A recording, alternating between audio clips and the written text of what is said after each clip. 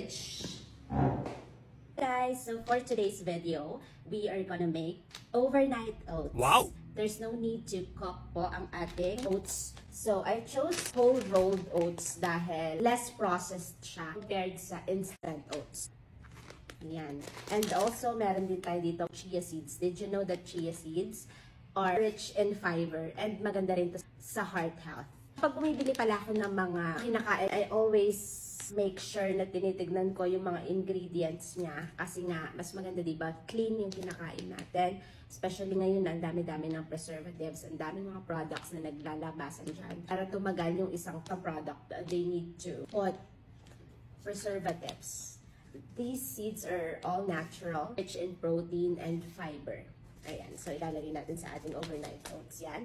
And also, meron din pala ako ditong Greek yogurt. Did you know that this Greek yogurt richer protein compared sa regular yogurt? And also, itong Greek yogurt naman na to ay mababa lang yung carbohydrates na binibigay niya. Sobrang sarap nito, guys. Kain nyo na din yung mga Greek yogurts. So, kailangan din kasi natin na gatas. And yung napili kong gatas, gahanap ako ng outside na milk pero wala akong makita. So, ang pinili ko na lang yung sterilized kasi maganda sa tiyan ko to. Rich in fiber na rin ito. Gusto ko rin kasi medyo chocolatey yung aking overnight oats. And I chose outside. Ayan, oat pa rin siya. So, I also bought this jar na may takip na siya. So, nilakihan ko na kasi gusto ko magiging almusal ko siya. Kukuha-kuha lang ako ng konti-konti. Since gusto ko maging fruity ang aking overnight oats, talagyan natin siya ng ripe mangoes. Sa jar na to, nahin natin ay yung whole rolled oats natin. So, buksan lang natin siya. Tansyahan lang to, guys, ha.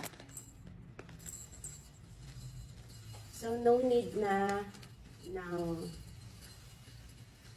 i-heat up pa natin to kasi yung bababad natin siya, umambot yung ating oats. There you have it. So, naglagay ako ng almost half ng rolled oats sa ating jar. And then after which, we're going to pour our sterilized milk. Pour it. So, if you have chance and may mga ingredients kayo, you can actually make this at your own home. After the milk, sterilized milk, we're gonna pour also the chocolate drink. This is my first time na makakatikim ng overnight oats. There you go. And we're gonna put 1 tablespoon of chia seeds. Tansyahin na lang natin, guys. There you have it. After which, we're gonna pour ang ating Greek yogurt. Yeah. Thicker na nga siya.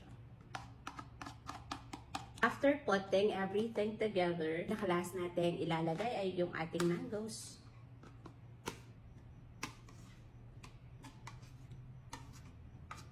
Alright, so ito na lahat. Nandito na nga lahat ng ating ingredients. Lalagay na nga natin siya sa fridge. Isara na muna natin. I-fridge natin siya for 8 to 12 hours. So yan lang, gawa na rin kayo.